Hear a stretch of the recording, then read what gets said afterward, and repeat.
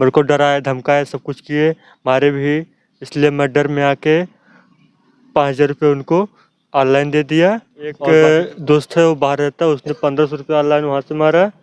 फिर मैं 3,000 रुपये अपने फ़ोन से मारा, 3,000 एक बार में, और फिर 300 रुपये एक बार में। आयुष यादव के सारा पैसा उनके बारकोड पे मारे हो। हाँ। इसका रिकॉर्ड है तुम्हारे पास? हाँ सर जी, सब कुछ। जो 4800 रुपये ऑनलाइन भेजे हो, ये रिकॉर्ड है? सब कुछ है। अब बच्चे हैं, गलती कर गए, हम लोग को एहसास है, पर ऐसा हम लोग के साथ जैसा हो वैसा किसी के साथ ना हो। बस चीज़ की दोस्तों प्रणाम। एक बार पुनः से कवि संतोष चैनल पर आप सभी देशवासियों का हार्दिक स्वागत बंधन। एक बड़ी न्यूज़ से आपको जोड़ना चाहते हैं। आज पुनः से मैं जनपद जौनपुर में खड़ा हूँ, थाना उटैन थाने के अंतर्गत खड़ा हूँ। फ्रेम में 2 बच्चे दिखाई पड़ रहे हैं। इन दोनों बच्चों ने एक एप्लीकेशन लेकर के एसओ साहब से मुलाकात करनी चाहिए, मुलाकात करी, अपना एक एप्लीकेशन दरोगा साहब को दिया। जब इन बच्चों से बातचीत होने लग गई तब ठगी का एक नया मामला सामने आया है, अपराध करने का एक नया तरीका निकल करके सामने आया है। और लगभग धीरे धीरे जैसे जैसे मोबाइल युग आगे बढ़ रहा है, टेक्निकल जानकारी आगे बढ़ रही है, इसी तरह से अपराध करने वाले अपराधी भी नया नया तरीका इस्तेमाल कर रहे हैं। अभी 2-3 महीना पहले अम्बेडकर नगर में एक शादी गिरोह का भंडाफोड़ हुआ था। उसमें एक महिला होती थी, 4-5 पुरुष होते थे, और हरियाणा, राजस्थान उधर के लोगों को फ़ोन करके उनकी शादी करवाने की बात करते थे, उनको बुलाते थे। लड़की उनके साथ जाती थी और शादी के नाम पर 10-20 किलोमीटर जाने के बाद पीछे से उसके 5-7 लोग जो होते थे उसको घेरते थे, और घेरने के बाद पकड़ते थे। वो दूल्हा जो बन करके आता था उसे मारते थे और उससे 1,50,000 रुपये लेते थे, फिर उसको छोड़ते थे। अंबेडकर नगर के सिपाहियों ने बहुत बखूबी, बहुत बारीकी से इस मामले की संज्ञानता ली और पकड़े तो इसमें 7 लोगों का गिरोह सामने आया। मैंने चैनल से देखा, उसमें जनपद जौनपुर के भी 1-2 अपराधी संलिप्त रहे। लेकिन ये अपराध हरियाणा के साथ हो रहा है, राजस्थान के साथ हो रहा था। अब जनपद जौनपुर के अपराधी जनपद जौनपुर के साथ ऐसा करने लग गए।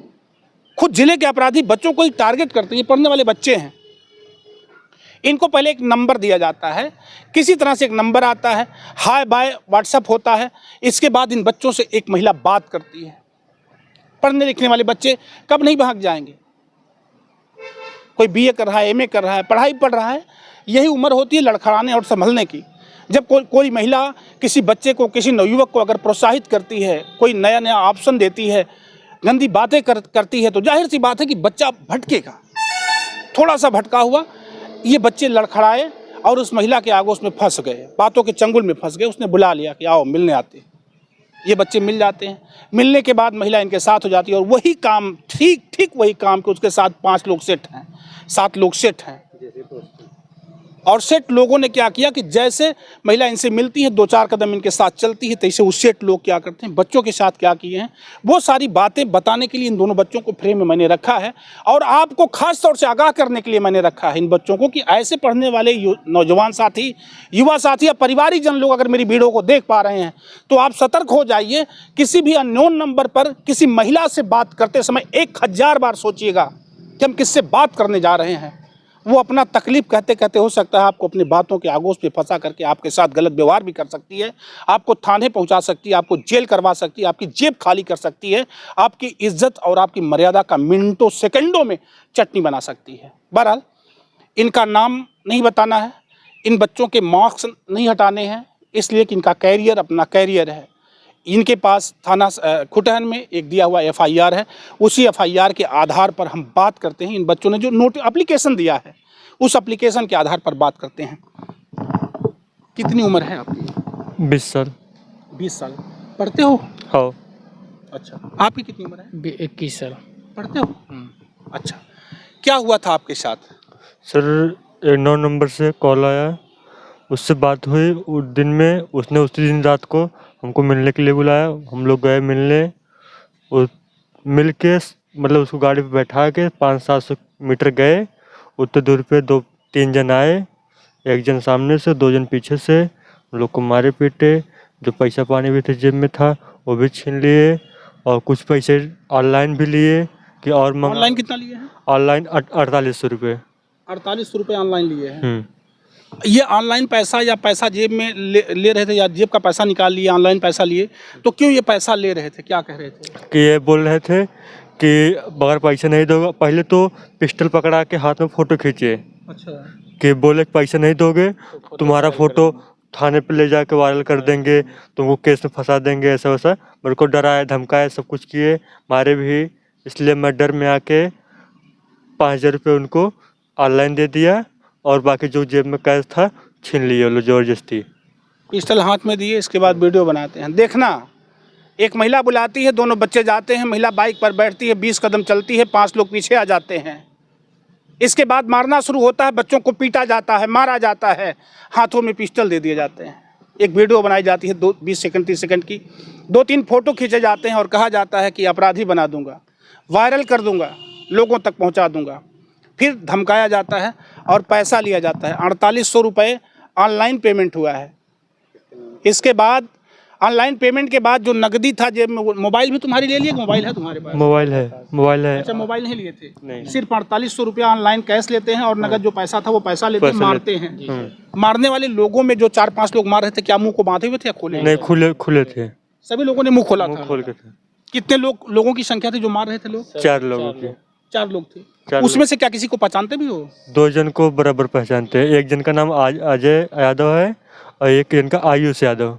ये कहाँ के रहने वाले हैं दोनों? अजय यादव पुरांद्री के, आयुष यादव अंगली के। अच्छा, इन दोनों को पहचानते हो? उस लड़की को भी पहचानते हो जो लड़की बुलाई थी? लड़की को मतलब न चेहरा देखा लेकिन एड्रेस नहीं मालूम है। फेस बानी थी, जब से आई थी तब से फेस बानी थी। अच्छा, उसका फेस नहीं देखते? नहीं। उसका फेस नहीं देखते। नाम क्या बताया था उसने अपना? नाम तो सर जी नहीं पता। उसने नाम क्या बताया? नहीं, वो सब नाम तो नहीं बताया उसने, बस बात। अच्छा, ये बताओ, जैसे उस बच्ची ने नाम नहीं बताया, सुबह 10 बजे से बात करना शुरू करती है, शाम को 7 बजे मिलने चले जाते हो, तो इतना तो समझ में आना चाहिए कोई महिला अगर नाम भी नहीं बता रही, पता भी नहीं बता पा रही है और मुझे मिलने के लिए स्थान दे करके सिर्फ बुला रही है, तो ऐसे में तुम लोग गए, तुम लोग सोच नहीं पाए कि हमारे साथ गलत हो सकता है? सर अब बच्चे हैं, गलती कर गए, हम लोग को एहसास है, पर ऐसा हम लोग के साथ जैसा हुआ वैसा किसी के साथ ना हो, बस चीज़ की। क्या लगता है अभी प्रशासन के पास गए थे, एप्लीकेशन दरोगा साहब को दिया? एप्लीकेशन दे दिए हैं, उन्होंने बोला है 2 दिन तक घर में बैठना, 2 दिन बाद अगर आज रात में पकड़े जाते हैं तो मैं कल सुबह तुम लोग को बुलाऊंगा और जैसा होता है वैसे सूचना देंगे आगे। अच्छा, यानी एप्लीकेशन आप लोगों ने दे दिया है थाने में, एक लिखित एप्लीकेशन बच्चों ने थाना में प्रेषित कर दिया है। अब ये प्रशासन की जिम्मेदारी बनती है कि प्रशासन के लोग कार्रवाई करें।